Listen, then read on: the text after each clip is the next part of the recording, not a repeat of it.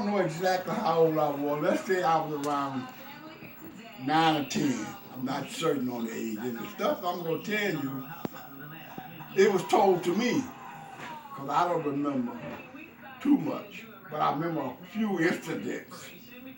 And I wasn't hit or hurt with no accident. There was some type of infection. The doctors never knew. Mother and father never knew. All they knew was infection.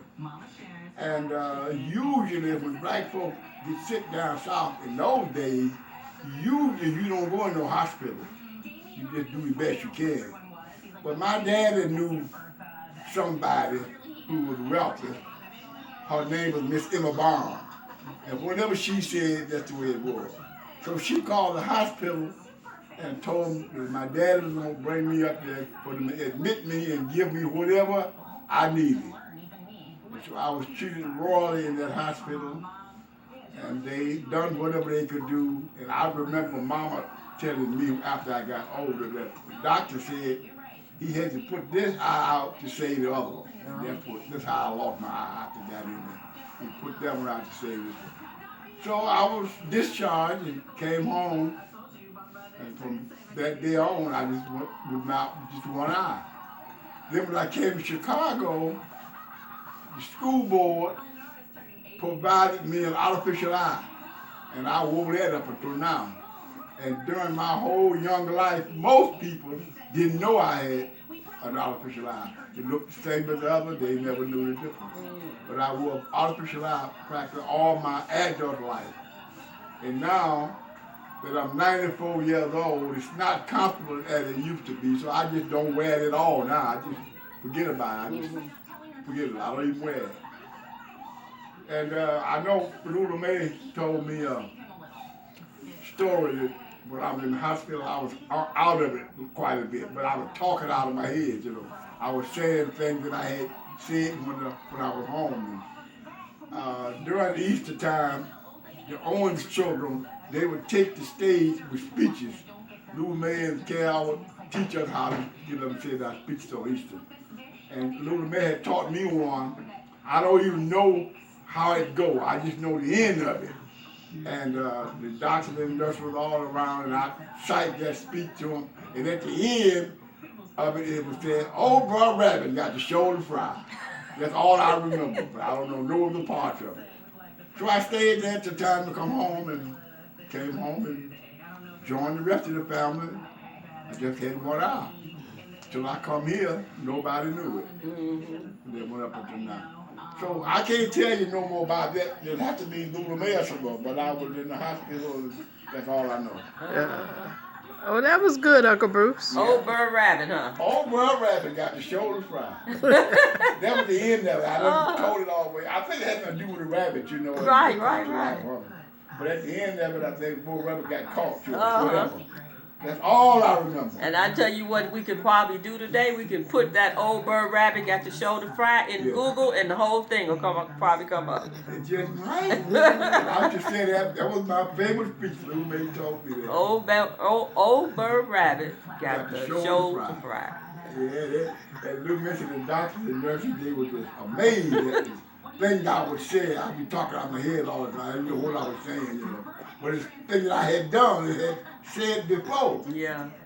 And even now, sometimes my mind just goes back like a clock. It rewinds all the things I did, all the places I've been, right or wrong. It's all comes from me. Yeah. I don't know why that is. But Uncle Bruce, so do we. Oh yeah? Yeah. Okay, well. We senior citizens now, so we think about the things that we did, the places we've been, you know. Yeah. Well, there it is. Yep. Well, I'm so grateful to have this meeting. I'm so grateful to have this meeting. And I'm glad to be here to record it, because once when I talked to you about, and I don't know if you remember this story, you was telling us how you all came to Chicago. Yeah. When the white man wanted you and daddy them to do something, and grandpa told him, "No, you don't tell my kids what to do." You remember that story? Yeah. Well, I remember that. Tell it to me again here. Okay, I was there, and my older brother, not my oldest in the family, Those are one that was at home. That was your daddy. His name was Ed. We called him Slow. Now he was able to go to the field and plow like Papa did. Right. But I was not allowed to do that. I was too little. Papa didn't allow me fooling around with no music thing because he thought I might get hurt. So that day, Papa and Flo came home from the field, come and take it for the evening, and I ran to the barn going do something with the poor mule. Papa said, no, get back, big brother. No, this white man Papa told me, take that mule over there and put him in the barn. Papa said, no, he can't, he don't fool no, he's not to get hurt, he don't. Listen, goddammit, if I tell them kids something to do, I mean for them to do it. Papa said, well, don't you tell them to do it. I'll tell my kids what to do. And this man was going to come up on Papa. He had a gun, and Papa was going to take it away from him. And the only reason he didn't slow, your daddy came between Papa and this white man. His name was Mr. James Clark. The man was named James Clark. And so Flo pushed Papa away. No, Papa went on to the house. And this white man, he owned everything around here anyway. He knew the sharecropper, that's all we were. So Papa went on to the house, and he told Mama all about it. So Mama was afraid. She was afraid. So Papa packed up his little bag that night, just enough to get away. He left with the Brownville.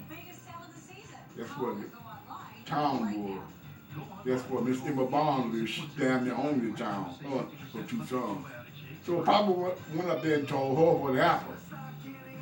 And Papa said, I want to move, I want to get away from there. I don't want to stay there no more. So Papa said, Mama, Miss Emma said, well, okay, I got a place out near the fairground. You go get your family and move them in there, and you stay there till we find you somewhere for you to go. So the next day, Papa hired a truck. Sister Murphy helped him get the money to get the truck with. 2 black guys on the truck that come out and move boy. This white man had the gate locked. Get out of my goddamn property. Ain't no, you niggas ain't going nowhere. Ain't one they ain't going nowhere. Huh? So he got his shotgun and he ran them back. They left. Papa went back to town and told Miss Emma what happened. So Miss Emma said, okay, I'll fix it. She called the high sheriff. And said, I want you to go out to this farm where it was, and I want you to go out there and get in on all of his children and everything he got and move his little house I got down there near the fairground. The high sheriff got a truck and a driver, and that truck pulled up there and read something to this thing. He opened that gate, took the lock off that gate, that truck back in there. We loaded all that little stuff on that truck. All of us got on there, except your daddy. We had a horse. The horse belonged to a ride, but Papa kept it all the time. So, and Flo got on this horse in front of the truck, and the truck trailed him, and we left there. That was, I don't know what year it was, I don't even know how old I was, I just know that happened. I witnessed that for my own self. Okay. Well, that's history. People in our family do not know that. They do not know how our family left the South, how you all stuck together through thick and thin. And I know Amy always would tell me this story about Uncle Dick. That Uncle Dick would make his money and spend it up, and she'd have money. And Grandpa would make her share her money with Uncle Dick. Well, Papa, he had money, he spent his. I don't care. If you got money, he got money. Yeah, Papa told us that. Yep. So. Yeah. All right. Thank you, Uncle Bruce. Well, I thank you, honey. That's all I got to give, man. Now, that's the only story that I can truthfully tell myself. The hospital sickness and all that, I don't know what they told me. What I'm telling you, I was there when this happened. Okay. Yeah, that's good enough. Yeah, when your daddy told Papa, no, Papa, go on back. Papa gonna take this little guard from this white man. But Flo wouldn't let him go to him. Papa left that same night. Papa never stayed away but 1 year. Something would come up some kind of way with the kids, some kind of way. And Papa didn't allow nobody to bother none of the children. White or black, it's time to die when you start fooling some of my kids. That's the end of my life, unless we were spitting it out. And he moved. He Okay. didn't care if July, you know, you don't move until the end of the year after you gather your crop and stuff. That's when you move. Papa moved in July. August, you know him. Wherever he needed, he go uptown to Miss Emma Bonds, who was a millionaire. And she owned everything around there. Now I'm gonna go Google Miss Emma Bonds in Brownsville and see what I can find about her story and who she is. Yeah, she was Yeah. quite a woman. Okay. You know, we went to Brownsville Yeah, y'all Yeah, talking been about there, it. been there twice. Uh-huh. Uh-huh. Y'all talking a about couple it. of times. And of Yeah. course, you know, Nenny still has his sisters there, and, Yeah. and so he still talks to them and stuff. He hadn't been this year because you know he's Yeah. been kind of sick and stuff. I don't know if he went last year either. Yeah.